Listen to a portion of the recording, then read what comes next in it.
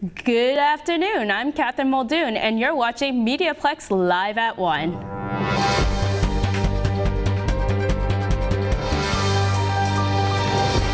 Crime stats change from year to year, but if you worry about locking your doors at night, Ryan Percy has some news which might make it easier to sleep.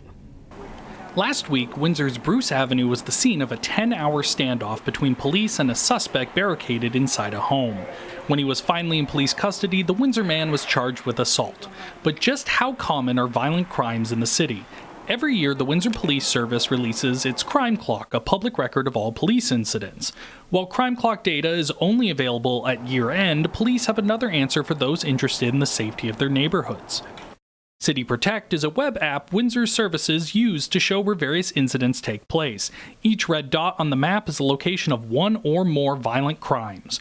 Altogether, from the start of the current year, there have been 81 violent incidents reported on the app.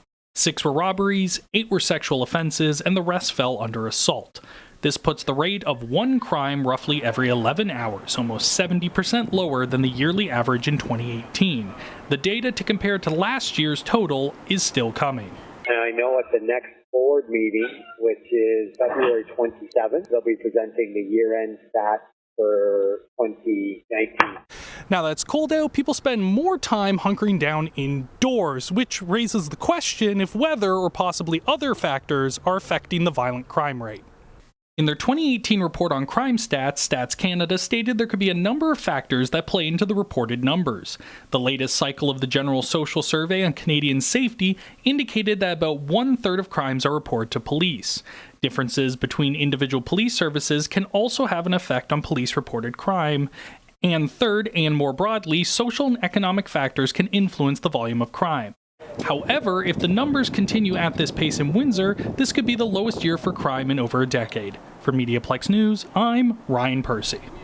Danya Al-Haddad takes us inside St. Clair College's Therapy Dog program.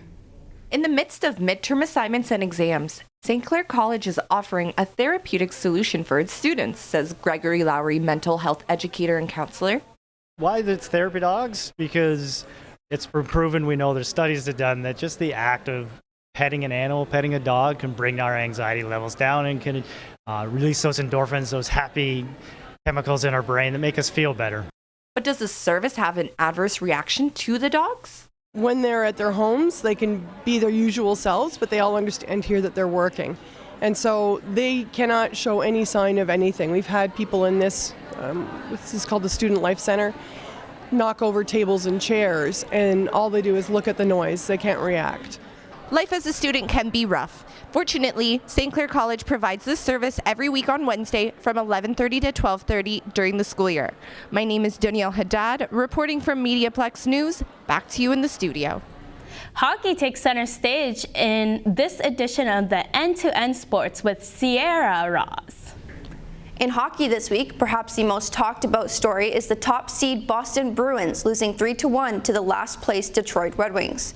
The win could not have been more perfectly timed for the Red Wings because a loss would have eliminated them from contention for a playoff spot. Jonathan Bernier faced 40 shots for the Red and White, earning the first star of the game. In more local news, the Windsor Spitfires snapped their losing streak in a tight 5-4 overtime win against the Sarnia Sting on Friday. The tying goal came in the dying minutes of the final frame, and the Spits rallied to win in sudden death overtime.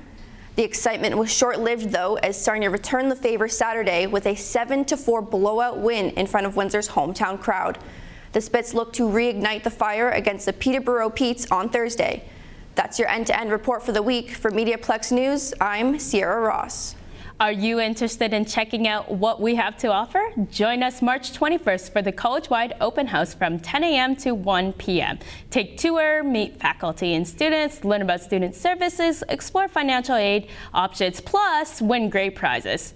We will even buy you the coffee. Hope to see you there. Tuning into weather. Tomorrow, periods of snow with a high of 1. For Thursday, a chance of flurries with a high of -6. Thanks for tuning in. I'm Catherine Muldoon, and you've been watching MediaPlex Live at 1.